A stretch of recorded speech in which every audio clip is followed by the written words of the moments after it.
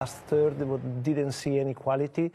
But if I have to say, probably the team who has produced more quality was United in the first half. So the result is right.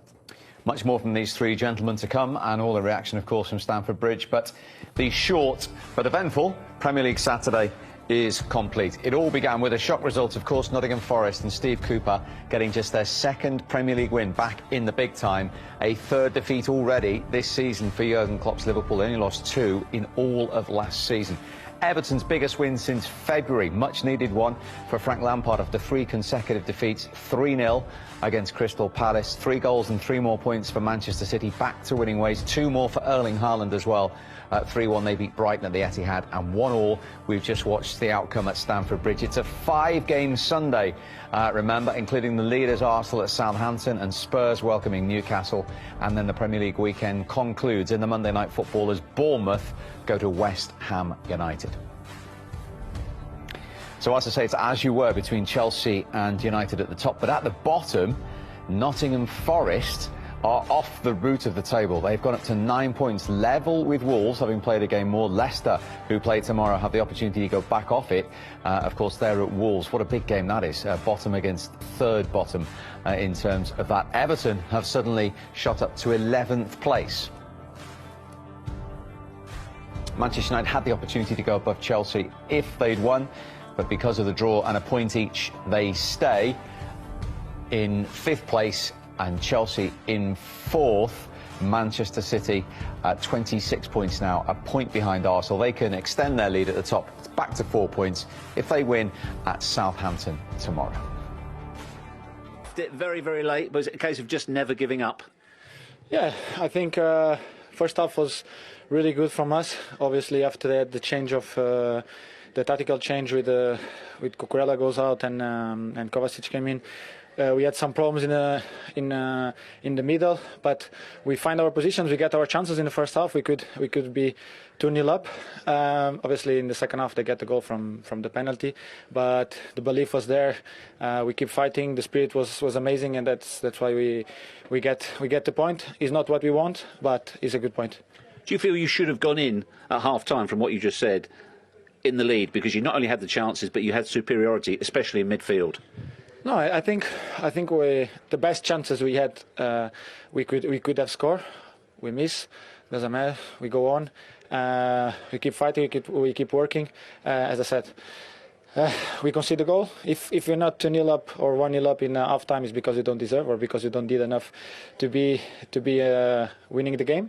But for me, the most important thing is the reaction of the team after the 1-0, the belief that exists, the togetherness, the spirit is amazing. We show it once again, and we have to carry on. What was your view of the penalty?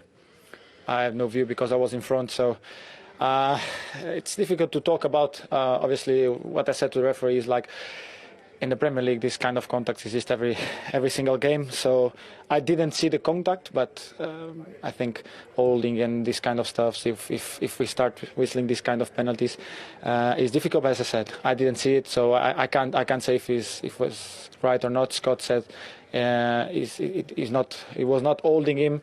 So I don't know. I have to see it, but obviously it makes no sense now talking about that because it will change nothing. What would you say about the quality of the equaliser, Casemiro's header? Oh, first of all, it's a great cross from Luke. Great, amazing cross. And after, obviously, great header. We know that he has that. He had scored many goals at Madrid with his header. He had a chance against Everton, probably better than this one, and he missed. Today, he get it right. It was a fantastic goal, and we are really happy for him. But obviously, because we get 1 point, it's always better than lose the game. Lastly, the situation regarding Cristiano Ronaldo. What has been that like for you and the rest of the players?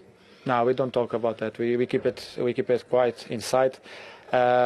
We have to deal with that inside, and no one else has to know what we think, what we want, or what will gonna happen, because also us we don't know. So the most important thing for everyone, including Cristiano, is that the team wins, and I'm pretty sure of that.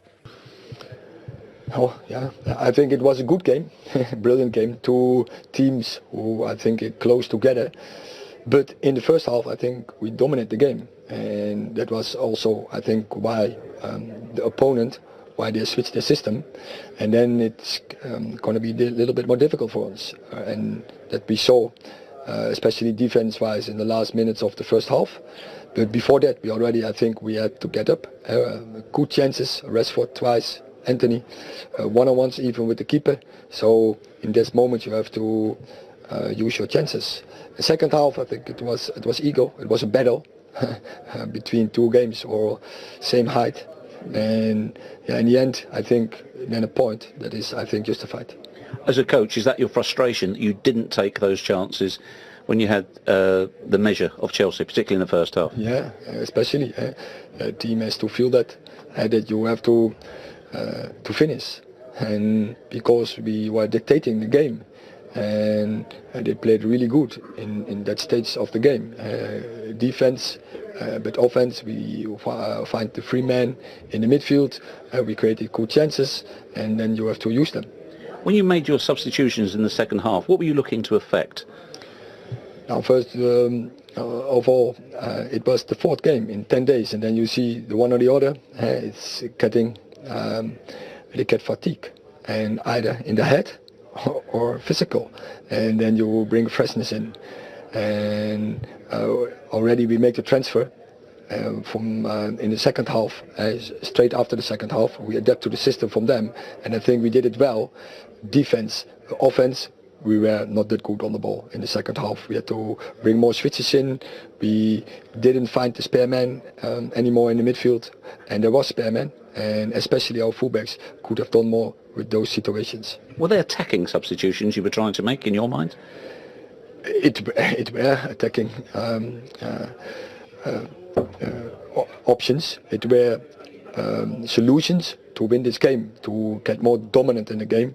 By the first, when we brought in Fred, there was, I think, to bring out Bruno, to get in between the lines, and hopefully then we create spaces behind, and then we made also with Scott and with Anthony Elanga tightness of Marcus Rashford.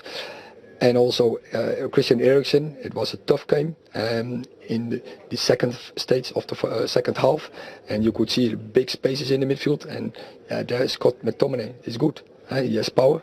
He can win duels. He has a good press, and he has the power also attacking-wise to come in the box. And that have we seen last week against our opponent in the Europa League. Enough to win it. Of course, we got into the position to win it, but overall, really fighting performance from us. We improved a lot after 30 minutes. So in the end, we take what we get. You were clearly concerned when you changed it. What did you see you didn't like the look of, and what were you looking to alter there? Well, we just couldn't really I didn't feel we get enough control of the game. Probably need an extra body in midfield to try and put a bit more pressure on, to try and create some more turnovers, to try and win the ball. So to have a bit more control of the game, really. So, like I said, I thought we were better after that. But in the end, disappointed to drop the points. But again, another battling, hard-fought game. Boys gave everything. You can see that. We can improve a lot in terms of our attacking play because we can create a bit more, I think. But again, we're playing against a good side. You said beforehand this isn't about the coaches, but did it in fact turn out to be quite a tactical game? Well, there's a few adjustments and things. Obviously, that's our job to do that, to try and see the game and try and help, see if we can help the players. But I thought the players' attitude on the pitch was fantastic from our perspective. Boys gave, like I said, gave everything. It's a hard, intense match in the middle of a really busy period, but the boys left everything there, so that's a great foundation for us. Did you think it was a penalty when it was given? Well, I'm too far away, and I think the guys on the looking at the monitors thought it was, so I listened to them. They're not always right, but I was happy when it went.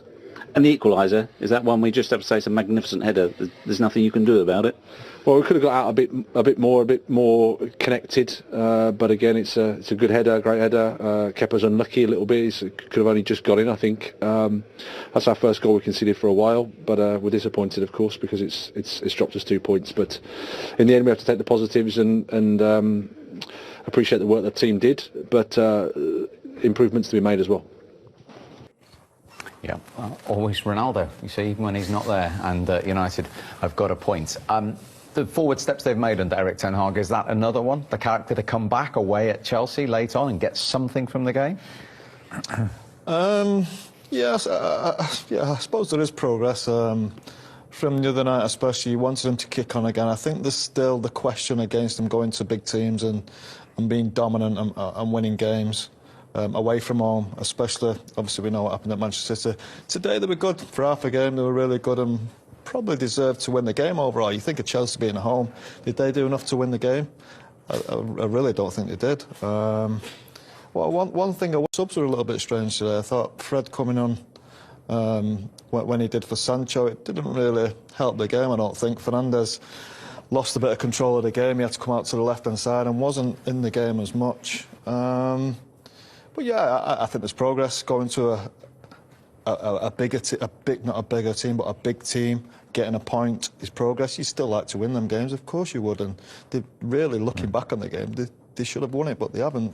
But there'll be bigger tests there. You think going to Anfield, going to Arsenal, going to these better teams is now a big test for him to then take that next level. I think they've sorted out problems at home. From the first 2 games was disastrous, as we know. But they've sorted the problems out, and they look dominant at home again. I think that's that away form where they have to become that dominant team, which I think the manager wants them to be. But when you two played together in that famous team, so many late goals, you kept going. And, to be one down in the 94th minute today, no, but it's good. It's good that you get back into the game and that you score towards the end of the game. When we, especially when I joined, of course, that season when we won the treble, and in the beginning of that season we didn't play our best football yet. We needed to come into a rhythm as well to eventually win these trophies. But then you also see that when you are starting to dominate, you're becoming a better team. That teams are like more dropping deeper, so they're trying to condense the spaces and everything. And you need to keep on working, keep on playing, be impatient as well, which is very important to eventually create that little gap when the opposition is getting tired, so you eventually can score. You see in this particular game as well, yeah, first half they did well, had a couple of small chances, could have scored, maybe should have scored as well. Second half, yeah, it was more of an open game. I think, Chelsea tried their best, United tried their best, but they stuck in there. They kept working hard, trying to find their ways through it, creating opportunities, which is hard as well when you're playing against another good team as well. So there's always fine margins. It's always difficult to create in these games many open chances. And then towards the end of the game, when they go behind, they score the equaliser. You need to be happy about that. But overall, it's in the process of becoming a better team is sometimes playing very good football like they did against Tottenham, and then having a difficult game the next week or a couple of days later, and then still having a sort of a result which gives you confidence, I think, as a player but also as a team. Will Scott McTominay, Gianfranco, be the most relieved man inside Stamford Bridge with the way Chelsea's penalty came about right now? Probably, because I think when he saw the replay, he realised that he made a mistake. It was definitely a penalty. I disagree that what was, they were saying before that maybe it wasn't a penalty. It's very clear. He should have left Broja before. But there is no doubt that is a penalty. To me, it looked like more of an Italian game, this one, because... Boring. I would say that... I mean from a long time ago. No, I respect that, I respect you. Not when Gianfranco. Just for clarity. When you were playing at Chelsea, not in Italy. No, that's fine, don't worry. I'm not touchy. No, it's what my colleague was saying.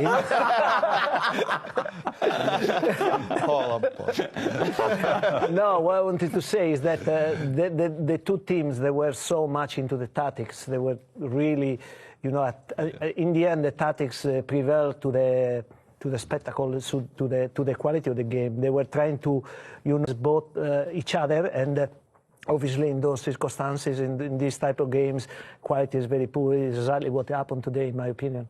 19 penalties from 22 for Jorginho in the Premier League. You've worked with him first-hand. What about this technique? What about this consistent record from the spot, Gianfranco?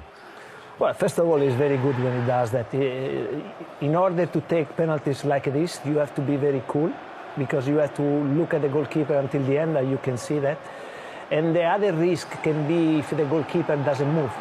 That it can be, in my opinion, the only problem to these type of penalties. But in this case, obviously, De Gea tried to guess where he was going. He moved before, and Giorgio was very cool and waited until the end. So goals between Chelsea and Manchester United in that first 45 minutes at Stamford Bridge. What have you made of it, Jaap? Yeah, I think United started the game very well. I think they pressed forward, pressed high, won the ball quite early as well. Dominated more or less the beginning of the game, or the first half an hour, 35 minutes. Created a couple of small opportunities, not very big chances, but small opportunities, could have scored. Made it very difficult, I think, for Chelsea. Yeah, just the finishing, again, that has been in the end, right at the end of that first half. Anthony with the best opportunity. Should he have scored? It's on his weaker foot, I suppose. I think that's on his left foot, as we've seen the 3 goals he scored previously, then you'd fancy him. You're not quite sure as he's going through with it being on his right foot, but look, it's a really good chance. I think there's a big space. Really good play from Martinez, first of all, and then Anthony using his pace against Silva. You'd fancy him just to bend it round with a little bit more guile, I suppose, but he doesn't get that bend on it to bring it back. Really good chance, and look, as Jaap said, I think United have been the better team and created the better chances. Have you been a little bit disappointed in Chelsea, Gianfranco? Well, I think it's because of Manchester United. They were very good, actually, simple as that. They prepared the game very well. They used the superiority midfield very well, and they created a lot of chances. Chelsea couldn't get the rhythm, and when Chelsea cannot play with control the ball, is in trouble. I've noticed a few times. It's a team that when he's out of position, they don't get the rhythm, then it becomes a little bit weaker. Yeah, we saw Marcus Rashford have a host of chances in the week. He did have a fairly good one. Yeah, he did, but he creates the opportunities for himself as well, and I think you need to be happy about that as well. You know, he gets the ball, you know, he's got a great dribble, he's got pace, you can see him looking as well for like maybe somebody to be free. You know, he tries to get past his defender and has the shot, and in the previous game against Tottenham he did that as well.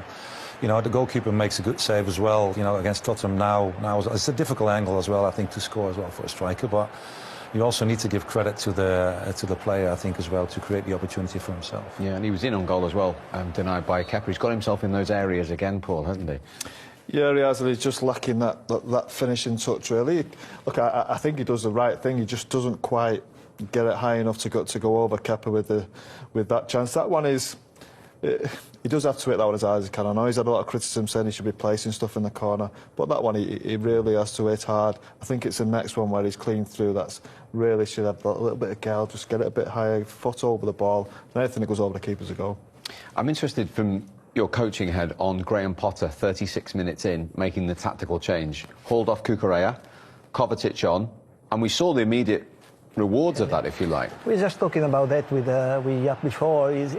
Chelsea was struggling to get out with the ball, and also when they were pressing the ball, because the 3 midfielders of United they've been very good. They were controlling the game and they were creating a lot of problems. Probably the reason why he decided to do that is because he wanted to match them up in midfield. And as soon as he came on, the situation, everybody saw it. He improved very, very much for Chelsea. They're more in control of the game right now. No, I totally agree with it, because Chelsea, of course, they wanted to press with 3 up front and 2 in the middle, and then, of course, you're 5 at the back. They find it very hard, of course, you know, to cover Casemiro as well, and then also pressing the front or the back 4 of United. And now we made that change and played and went to the system of 4. Was it 4-3? Is it? Yeah, 4-3-1-2. 4-3-1-2, but more or less, and they find it easier now, because now when Shaw or when Dalot has got the ball out wide, one of their midfield players can step out and can give pressure on them quite easy, and well, you've seen it as well, the results of it. They win the ball quite quick back as well, and then from transition they make it difficult for United the last 10 minutes.